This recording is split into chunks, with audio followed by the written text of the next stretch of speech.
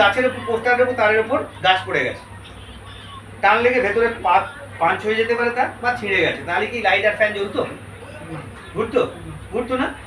ঠিক তাই, তাহলে কোনো কারণে যদি আমাদের অক্সিজেনের ব্যাঘাত ঘটে, বিচ্ছিন্ন হয়ে যায় কোনো কারণে, তাহলে সেই মুহূর্তে আমরা এই আছে এই নিয়ে আমাদের শাটডাউন হয়ে যাবে, অর্থাৎ লাইট জ্বলা বন্ধ হয়ে যাবে। তাহলে আমাদের এই যে লাইট দেহ, এই আছে এই আছে এই নিয়ে হয়ে যাবে। বোঝাতে পারলাম?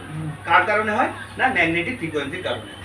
তাহলে ম্যাগনেটিক ফ্রিকোয়েন্সি বাড়াতে হবে আমাকে, আবার রোজ মর্নিং ওয়াক করতে হবে, খালি পায়ে হাঁটাহাঁটি করতে হবে, মাঠে ঘাটে দৌড়তে হবে, এটাই উচিত।